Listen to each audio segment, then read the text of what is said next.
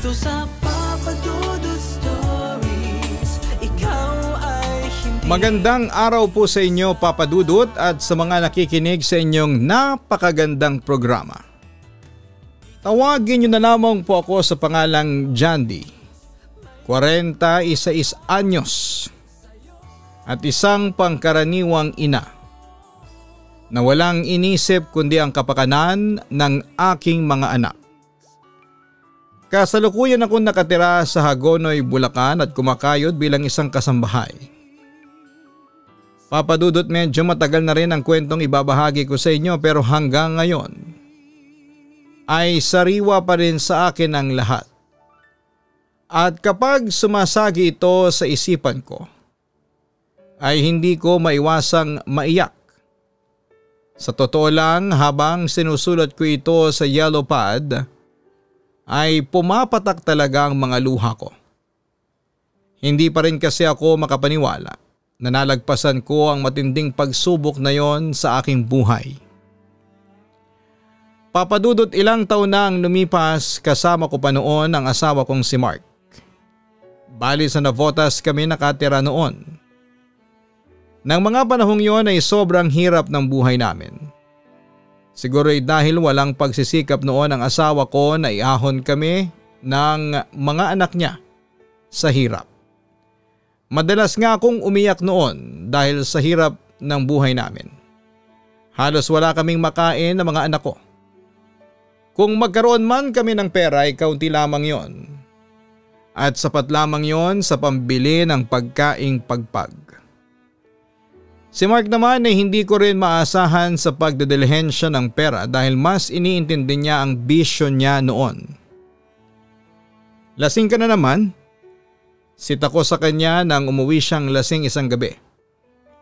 E ano ngayon kung lasing ako? Tabi ka nga dyan. Pahiyaw na sagot niya sa akin. Sabay tabi kung saan muntik na ako mawala ng balanse. Siyempre nagalit ako sa kanya pero hindi niya ako narinig at dumiretso sa kusina. Anong pagkain? Tanong pa niya sa akin. Tinatanong mo kung anong pagkain? Wala.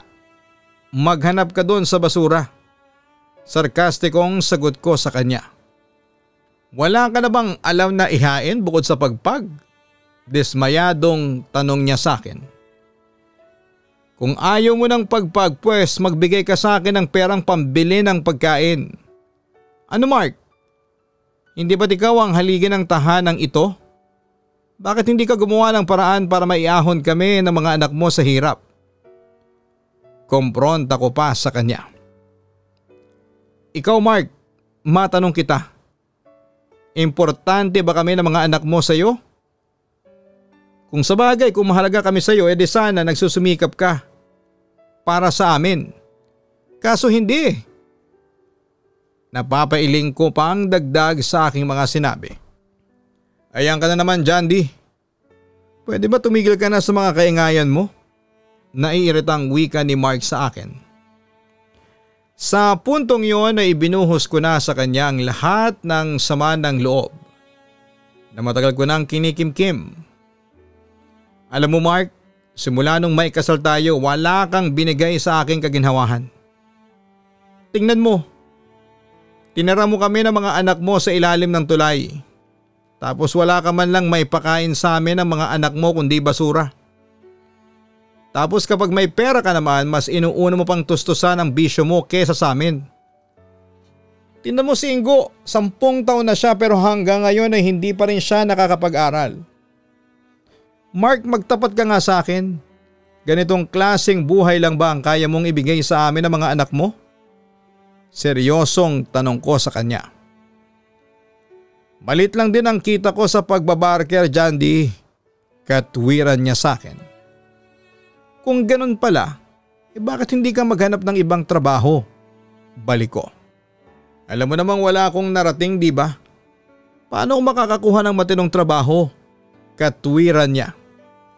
Lalo naman ako nadismaya sa kanyang katwiran.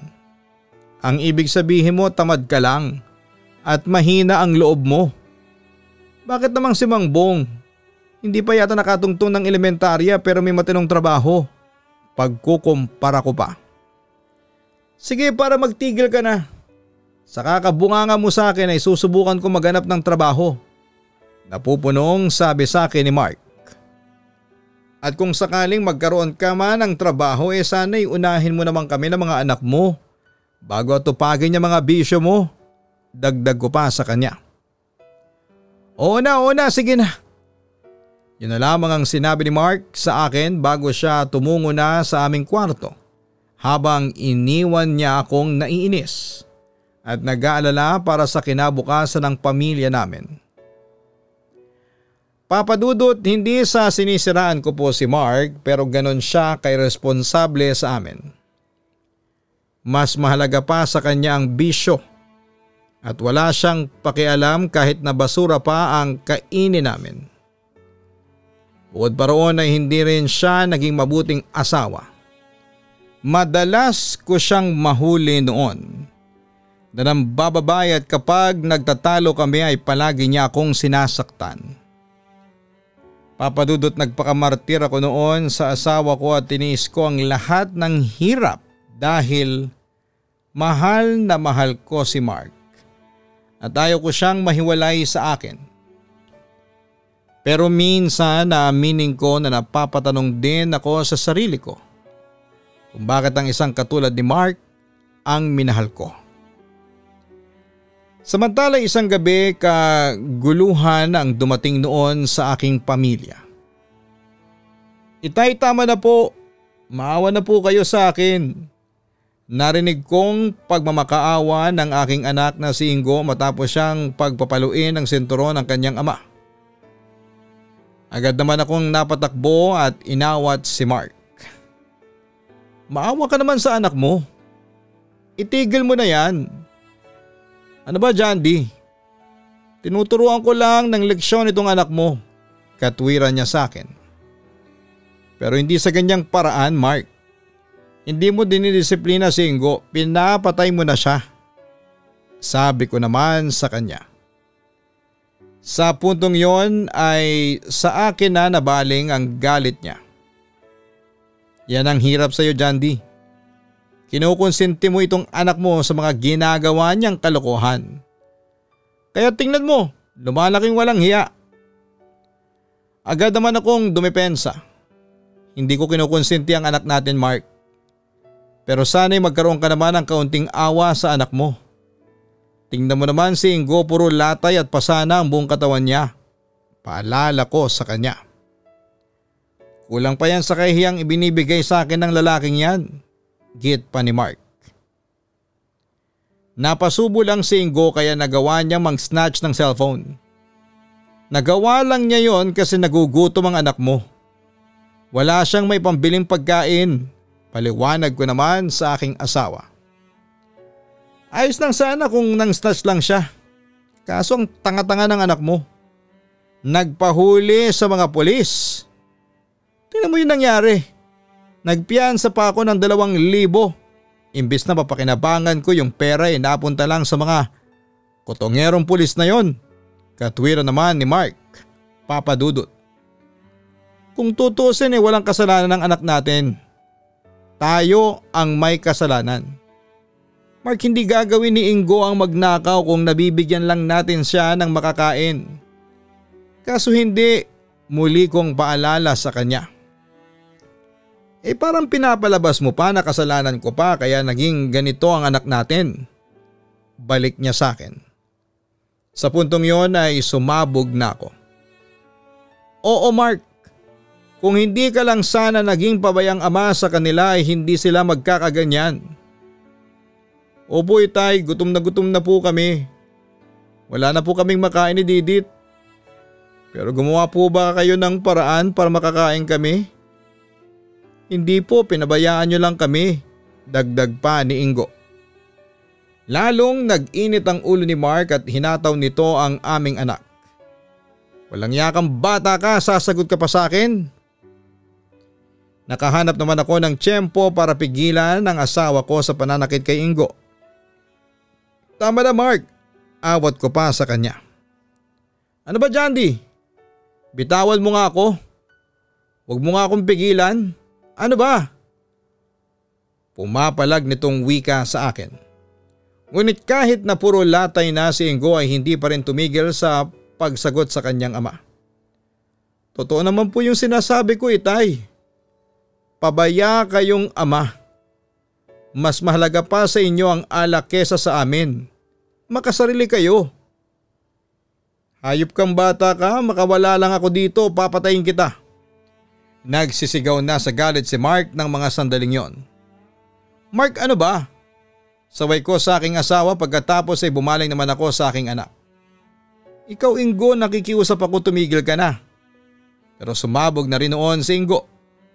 Hindi po ako titigil, inay. Punong-puno na po kasi si Itay. Totoo naman po na makasarili siyang Itay. Wala po siyang pakialam sa atin kahit na mamatay pa tayo sa gutom. Itay, napakamalas ko at kayo pa ang naging ama ko. Ayop ka, lalatayan ko talaga yung pagmumukha mo. Jandy, bitawan mo nga ako. Nagpapapalag na wika ni Mark pero buong lakas ko siyang inawat. Kahit na nasasaktan na ako ay tiniis ko yon, Papa Dudut. Wag lamang niyang mapatay ang anak namin. Ingo, pumasok ka na doon sa kwarto. Sige na, sundin mo na ako. Utos ko sa aking anak. Sumunod naman si Ingo at nagtago sa kanyang kwarto. Ngunit natigil ang pagwawala ni Mark nang marinig naming sumisigaw si Didit dahil sa sakit ng tiyan. Agad naman naming pinuntahan ang aming bunso na noon ay umiiyak na. Sobra ko naawa nang masaksihan ko ang paghihirap ni Didit at may palagay akong nalaso nito sa kinain niyang pagpag. Pinakiusapan ko noon si Mark na dalhin namin si Didit sa ospital pero tumanggi siya dahil wala siyang pera. Papa Dudut, sinikap kong madala si Didit sa isang pampublikong ospital. Pero dahil sa kakapusan pa rin ng pera ay hindi ko siya naibili ng gamot. Wala namang gamot na maibigay ang ospital na pinagdalhan ko kay Didit dahil katwiran nila ay ubos na raw. Dahil doon ay nanatiling pinahirapan ang sakit ang bunsong anak ko. Sa kabilang banda, Papa Dudut, isang araw ay naganap ang isang pangyayari na inaasahan ko na pero hanggat maaari ay ayaw kong mangyari. Isang gabi labis akong nag-aalala dahil hindi pa umuwi noon sina Mark at Ingo. Magkaiba ang pinuntahan nila kaya sobra akong nangamba lalo na't iniisip ko rin noon na baka pumasok na si Ingo sa masamang gawain, magkaroon lamang ng laman ang mga sikmura namin. Maya-mayang kaunti ay umuwi na ang aking panganay. Saan ka ba galing ha? Kumpronta ko kay Ingo noon. Sa palengke po na malimos. Mahinang sagot ng aking anak. Pagkatapos noon ay nagabot siya sa akin ng barya-baryang naipon niya. Nagalinlangan ko namang tinanggap yon. Namalimos ka? Teka, bakit mo namang ginawa yon ha? Hindi ko naman sinabi sa iyo na malimos ka. Sit ako sa kanya. Inay, nagawa ko lang po yun kasi gutom na po ako. Ayaw ko na pong kumain ng pagpag. Hindi ko na po masikmurang kumain ng basura. Inay, wag na po kayong magalit sa akin. Mangiyak-ngiyak na sagot pa ni Ingo sa akin. Nakaramdam naman ako ng labis na pag-uusig ng konsensya. Hindi naman ako nagagalit sa iyo, anak. Patawarin mo ko. Ingo, kung hindi ko kayo mabigyan ni Didith ng magandang buhay, naiiyak kong sabi sa kanya. Agad namang nagpahid ng luha si Ingo at may sinabi pa siya sa akin na siya kong ikinagulat pagkatapos. Inay, may sasabihin pala ako sa inyo tungkol kay Itay. Tungkol sa Itay mo? Bakit? Ano yun? Kinakabahan pero curious kong tanong sa kanya. May nakapagsabi po sa akin na may relasyon daw sina Itay at Aling Fe. Pag-amin ni Ingo. Nakaramdam naman ako ng pamumutla at panghihina ng katawan. Talaga? Sino nagsabi sa'yo? Si Aling Judy po. Kaya raw po hindi na raw umuwi si Itay ngayon sa atin. Sagot pa ni Ingo sa akin. Sa puntong yon ay nakaramdam na ako ng labis na selos. Dahil noon pa lang ay pinagsususpetsahan ko na si Mark na may ibang babae. At tama nga ang hinala ko. Sabi ko na nga ba, may relasyon ang dalawang yun. Matagal ko nang nakukutuban yun. Ingo, bantayan mo muna ang kapatid mo ha. Pupuntahan ko lang ang tatay mo. Bilin ko noon sa aking ina at wala akong inaksayang panahon dahil nilusob ko kaagad ang bahay ng kirida ng asawa ko. At doon ko na kumpirma na may relasyon nga sila dahil si Fe na rin na nagsabi sa akin. Papadudot, masakit pala para sa isang asawa na makita at malamang may kabit ang kanyang asawa. Nagalit ako noon kay Mark pero hindi ko pa rin makuhang makipaghiwalay sa kanya. At dahil sa ayaw kong mawala siya sa akin ay hinayaan ko na lamang si Mark sa gusto niya. Oo, isang katangahan yung ginawa ko pero ng mga panahong yon ay binulag ako ng pagmamahal. Hindi ko na sa pilitang pinahiwalay si Mark sa kabit niya pero nagkasundo pa rin kami. Nasa bahay pa rin namin siya uuwi. Papadudot, siguro ay pagkatapos niyong mabasa ito ay itatanong ninyo sa akin kung bakit ko kinawawa ang sarili ko. Na kung bakit patuloy kong minahal si Mark sa kabila ng lahat. Itatanong niyo rin sa akin kung ano ba ang meron kay Mark kaya hindi ko siya makuhang kalimutan. Ang sagot ko ay nasa kanya ang puso ko at mahirap nang bawiin pa yon mula sa kanya. Papadudot, sumulat ako sa inyo hindi para ipahiya ang aking asawang si Mark at husgahan siya ng nakakarami. Oo, maaaring hindi siya naging mabuting asawa sa akin pero kahit pagbali-balik na rin man ang mundo ay kabiyak ko pa rin siya at sumumpa kami noon sa Diyos na magsasama kami hanggang sa kamatayan. Katangahan man yon para sa iba pero baliwala yon sa akin noon. Binulag na kasi ako ng pag-ibig ko sa asawa ko.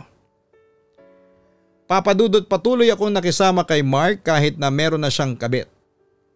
Nagpatuloy din noon ang mga pagsubok sa akin at sa pamilya ko dahil isang araw.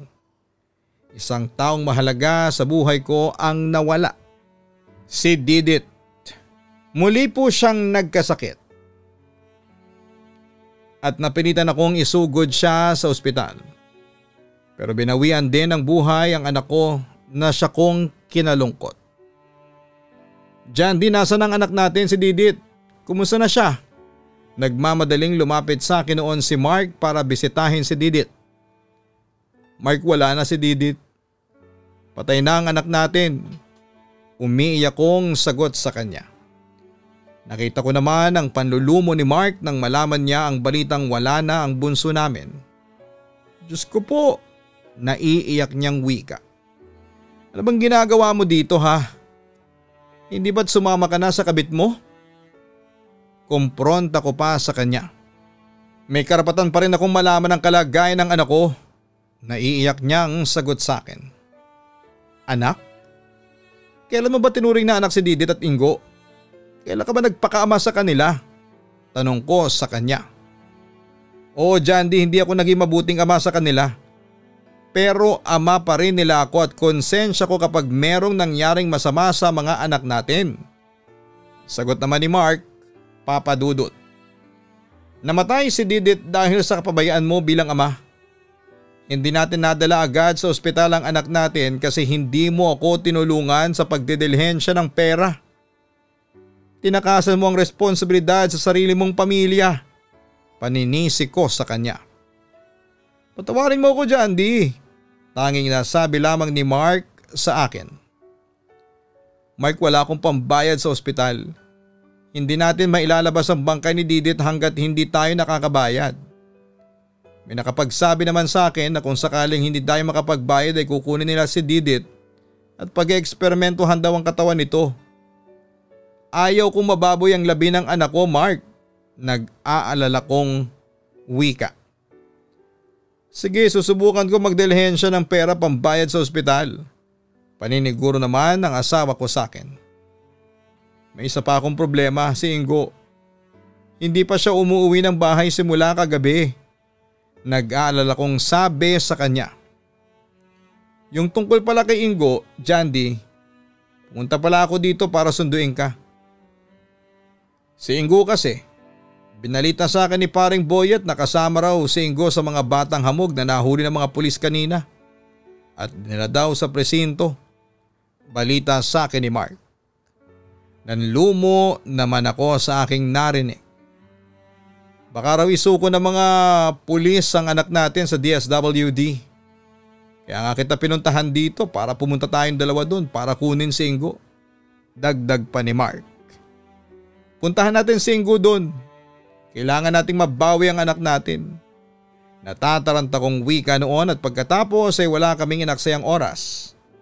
At pinuntahan nga namin ang presinto kung saan ay nakakulong ang anak namin.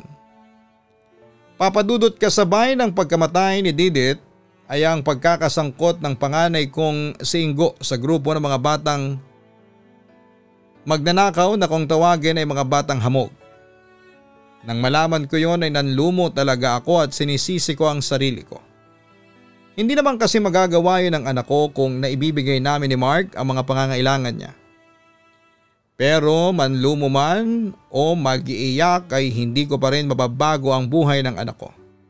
Dahil hindi ko pa rin kayang maibigay ang pangangailangan niya. Sa kabilang banda ay sumunod na pinoblema namin ni Mark ang pagpapalibing kay Didit.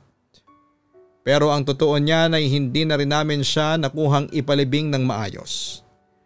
At bagkos ay inabandonan na lamang namin ang bangkay ni Didit sa ospital. Hindi ko na alam kung ano ang mga ginawa nila sa katawan ng anak ko. Masakit yun sa akin, papadudot, pero wala rin naman kaming magagawa ni Mark dahil wala rin kaming perang pampalibing. Lumipas pa ang mga araw at buwan at patuloy sa pagiging irresponsable si Mark bilang asawa. Habang lumala naman ang pambubulakbol ni Ingo. Hindi na halos umuwi noon ang anak ko. At kung umuwi man ay bangag na ito. Hindi ko naman matanong si Ingo kung ano ang ginagawa niya dahil hindi ako pinapansin ng anak ko. Damang-dama ko sa kanya ang galit sa aming mga magulang niya. Hanggang sa isang gabi. Amoy alak ka na naman, Mark. Hindi ba't nag-usap na tayo na magbabago ka na? Bakit ba hindi mo maiwasan yung bisyo mo? Kompronta ko kay Mark. Sa totoo lang ay nagsasawa na akong pagsabihan siya tungkol sa pagiging irresponsableng asawa niya. Alam mo, Jandy, punong-puno na talaga ako sa iyo eh. Sasapukin na kita. Banta pa niya sa akin habang ayaw niyang aminin ang kanyang mga pagkakamali.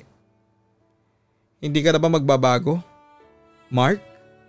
Seryosong tanong ko sa kanya. Hindi na nga kita inaasahan sa pera. Kasi alam kong wala ka namang maibibigay sa amin. Pero Mark, makonsensya ka naman sana. Mahiya ka dyan sa balat mo. Tumigil ka na nga dyan, saway ni Mark sa akin. Hindi ako titigil dito hanggat hindi ka natatauhan. Tingnan mo, Mark, ang pagkain natin sa mesa, pagpag na naman. Hindi ka ba naaawa sa mga sarili natin? Alalahanin mo kaya namatay si Didit ay dahil dyan. Nanggigigil kong paalala sa kanya. Sino ba kasing may sabi sa'yo na kumain ka ng basura ha? Sarkastikong balik pa niya sa akin. Sa totoo lang ay ayaw kong kainin ito pero wala akong mapagpilian. Kasi nagugutom na kami ng mga anak mo. Wala kaming perang pambili ng matinong pagkain at kung hindi namin kakainin ito ay mamamatay kami sa gutom. Katwiran ko pa sa kanya. Akala mo ba ikaw lang ang nagugutom? Ako rin, Jandy. Alam mo, nagbabalak na nga ako magnakaw, di kaya ay mang-hold up para lang tumigil ka na dyan sa kakabunganga mo sa akin. Balik pa niya sa akin. Mark, hindi mo kailangang pumasok sa masamang gawain. Kung iiwasan mo lang ang bisyo mo at ibinibigay mo sa akin ang perang kinikita mo ay hindi na tayo kakain pa ng pagpag. Yon ang katotohanang binanggit ko sa kanya. Pero hindi yon pinansin ni Mark, papadudot. Alam mo? Ikaw lang ang nagbibigay ng sakit ng ulo sa pamilyang ito. Naibulalas ko tuloy sa kanya. Alam mo rin, Jandy, ang laki ng problema mo. Napipikong sabi niya sa akin. Sarkastikong sagot naman ang ibinato ko sa kanya. Oo nga eh. Ang laki-laki ng problema ko. Tingnan mo yung sarili mo, bundat ka na dahil sa kakainom. Samantalang kami ni Ingo namamayat dahil sa gutom. Sumasakit na talaga ang ulo ko sa kaingayan mo. Napipikong wika ng asawa ko. Huwag ka sanang magalit sa akin. Ang sa akin lang sana itulungan mo naman ako sa pagkataguyod ng pamilya natin. Mark, kailangan ko ng tulong mo ngayon. Ngayon din mismo. Giit ko sa kanya. Walang nagawa si Mark kundi ang kainin ng pagpag na nasa mesa na nakuha ko sa basura malapit sa fast food. Ngunit hindi ko makuhang kainin yon dahil labis akong nag-aalala kay Ingo. Kaya hindi ko na tinapos ang pagkain ko at sa halip ay lumabas ulit ako para hanapin ang anak ko. At hindi nga ako nabigo dahil nakita ko si Ingo na nakaupo sa gutter at may hawak-hawak na solvent. Agad kong nilapitan ang anak ko at doon ko napagtanto na bangag ito dahil sa hawak niyang solvent. Papadudot yun na ang naging hudyat para magising na ako sa katotohanan. Kung mananatili pa rin kami ni Ingo sa poder ni Mark ay walang mangyayari sa buhay namin. At patuloy lang na masisira ito. At dahil mas lumala ang kawalan ng responsibilidad ni Mark sa amin ay nagpasya kami ni Ingo na lumayas na lamang sa aming bahay. Para bumalik noon sa probinsya at tumayo sa sarili naming mga paa. Nay, saan po tayo titira ngayon? Tanong sa akin ni Ingo habang naghihintay kami ng aming bus na sasakyan papunta sa Bulacan. Babalik tayo sa Bulacan. Doon tayo titira sa Tita Nieves mo. Sagot ko naman sa kanya. Paano po si Itay? Tanong pa niya sa akin. Huminga naman ako ng malalim bago nagpatuloy sa pagsasalita. Iiwan na natin siya, anak. Total naman hindi naman niya tayo mahal, hindi ba? May ibang babae naman ang Itay mo. Wala tayong papel sa buhay niya. Inay? Bakit po ganun si Itay? Bakit po niya tayo hinahayaang maghirap? Curious na tanong niya sa akin at sa tono pa lang ng kanyang boses. Alam kong malaki ang galit niya sa kanyang ama.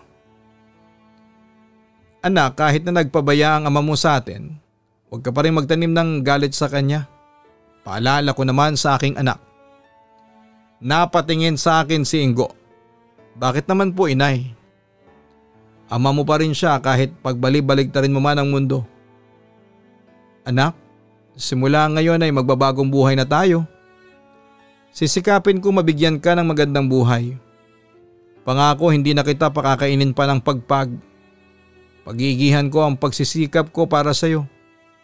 Yun naman ang sinabi ko kay Ingo nang sa ganon ay magkaroon siya ng pag-asa sa buhay. Samantala nagulat na lamang kami nang nakita naming patakbong lumapit si Mark sa aming dalawa ni Ingo. Saan kayo pupunta ni Ingo? Tanong niya sa akin. Uuwi na kami ng probinsya. Doon na kami titira. Mas magiging tahimik ang buhay namin doon kumpara dito. Teka, bakit ka ba narito ha? Anong kailangan mo? Malamig kong wika sa kanya.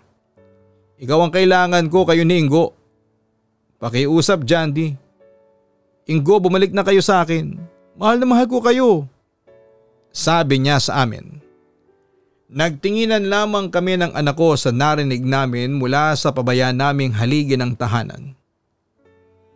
Jandy, alam mo bang hindi ako nakatulog dahil sa kakaisip sa iyo? Alam kong nagkulang ako sa iyo at sa mga anak natin kaya nga humihingi ako ng tawad eh. Pinagsisihan ko na ang lahat ng mga ginawa ko sa iyo. Pangako magbabago na ako. Pagpapatuloy pa niya. Tama na Mark, ayaw ko na. Diretsang wika ko kay Mark. Anong ibig mong sabihin? Pinagpatuloy ko naman ang pagsasalita. Hindi na mababago pa ang desisyon ko. Hiwalay na tayo. Ayaw na kitang makasama pa. Hindi na kita mahal, Mark. Bakit? Tila nasasaktang tanong ng asawa ko sa akin. Alam mo ang dahilan kung bakit nawalan ako ng pagmamahal sa iyo, Mark. Sa tinagal-tagal ng pagsasama natin ay hindi ko naramdaman mula sa iyo na minahal mo ako at pinahalagahan. Kahit kailan na hindi ka nagsumika para mabigyan kami ng magandang buhay ng mga anak mo. Pinabayaan mo lang kami, Mark. Wala kang binigay sa akin na kaginhawahan tapos ay nakuha mo pa akong pagtaksilan. Mark, ngayon ko lang napag-isip-isip na dapat pala hindi ako nagpakatanga sa iyo. Hindi ikaw ang lalaking para sa akin. Oo, minahal kita pero ikaw rin ang naging dahilan kung bakit unti-unting nawala ang pagmamahal ko sa iyo. Kinawawa mo kami ng mga anak mo. Lalong-lalo na si Didit. Yon ang naging litanya ko sa kanya. Huwag mo naman akong itapon lang na basta-basta. Malungkot niyang sagot sa akin. Teka, sino ba sa atin ang unang nagpabaya? Hindi ba ikaw? Kumpronta ko sa kanya. Patawad Mark pero tama na. Tigilan mo na sana ako sa pangungulit mo sa akin kasi kahit na anong gawin mo ay hindi na ako babalik pa sa iyo. Yon ang pinalkong desisyon, Papa Dudut. Nilayasan na namin ni Ingo si Mark. Namuhay kaming mag-ina sa probinsya. Doon ay kumayod talaga ako ng todo para sa amin ang anak ko. Para makakain kami araw-araw at para hindi pagpag ang ihahain namin sa hapagkainan. Ilang taong kami ni Ingo doon sa probinsya kasama ang ilan sa mga kamag-anakan ko, Papa Dudut. Naging maganda naman ang buhay namin ni Ingo at masasabi kong para kaming nabunutan ng tinik. Nakapag-aral din si Ingo sa tulong ng ate ko habang ako naman ay naging isang kasambahay. Ilang taon pa ang lumipas, nagpagpasyahan namin ng ate ko na tumira dito sa Hagonoy, Bulacan at dito ay mas gumanda pa ang buhay namin ni Ingo. Sa ngayon ay 15 anyos na si Ingo pero nasa grade 6 pa rin siya. Pero ayos lang sa anak ko. Ang importante lang daw sa kanya ay makapag-aral siya. Patuloy pa rin ako sa pagiging kasambahay para makatulong naman sa ate ko sa mga gastusin namin sa pang-araw-araw. Samantala wala na akong balita pa kay Mark at hindi ko na alam kung saan siya nakatira. Wala na kasi siya sa dating bahay namin sa Tangos, Navotas. At hindi alam ng mga kapitbahay namin kung saan nagpunta ang asawa ko. Papadudot sa ngayon ay maayos na ang buhay ko pero paminsan-minsan ay naiisip ko pa rin ang asawa kong si Mark. Kung nasaan man siya ngayon ay dalangin ko na sana'y maayos din ang lagay niya. Papadudot, heto lamang ang kwentong maibabahagi ko sa inyo at sana'y kapulutan po ito ng aral. Muli nagpapasalamat ako sa inyo dahil sa pagkakataong tulad nito. Magandang araw po sa inyong lahat, lubos na gumagalang, Jandy. Maraming salamat sa iyo, Jandy, sa pagbabahagi mo ng iyong kwento sa aking channel. Nakakalungkot na marinig ang mga pinagdaanan ninyong hirap sa buhay. Pero napahanga mo kami dahil sa iyong katatagan.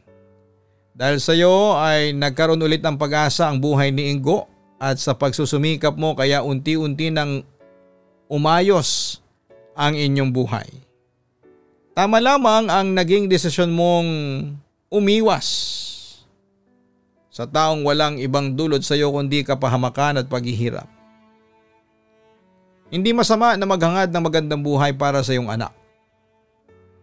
Ang isang asawang iresponsable ay hindi dapat pinakikisamahan. Maliban lamang kung nakita mong nagbago na siya. Pero sa ngayon, Jandy, ay hayaan mo muna ang iyong sarili na maging malaya at pagtuunan mo ng pansin ang iyong natitirang anak. Ikaw lang ang natitira niyang pag-asa kaya huwag mo sana siyang bibiguin. Sa mga ka-online naman natin na may katulad na karanasan ni Jandy, maging matatag lamang kayo sa pagsubok na kinakaharap ninyo. At makukuha nyo lamang ang katagang yan kung meron kayong matibay na pananampalataya sa Diyos. Hindi niya kayo pababayaan. At ituturo niya sa inyo ang tamang landas na dapat ninyong tahakin. Pero syempre, huwag nating iasa sa Diyos ang lahat. Gawin din natin ang parte natin at maging masikap tayo sa buhay. Nang sa ganon ay hindi maging imposible ang pag-asenso. Hanapin ang Kaistorya YouTube channel para sa ibang horror stories at syempre ang Papa Dudut Family YouTube channel. Sana po ay huwag niyong kakalimutan na suportahan ang mga channels na yan na aming pong pinaghihirapan. Maraming salamat po sa inyong lahat.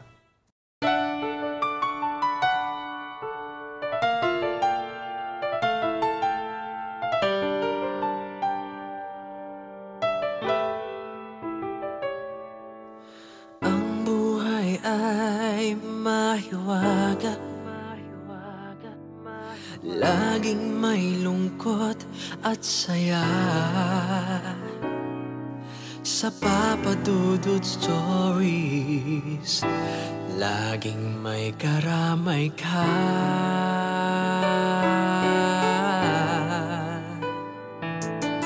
Mga problemang kay bigat, dito ay pakikinggan ka. Sa Papa Dudut Stories, kami ay iyong kasama. Dito sa Papa Dudut Stories, ikaw ay hindi nag-iisa.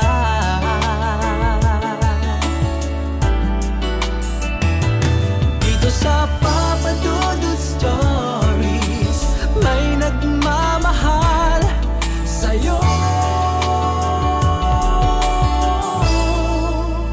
Papa Dudut Stories,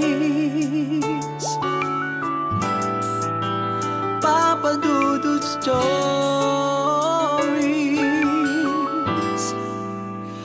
Papa Dudut Stories.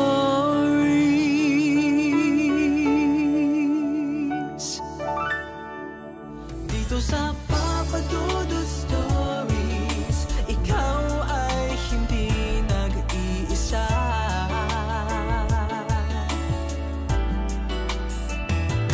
Dito sa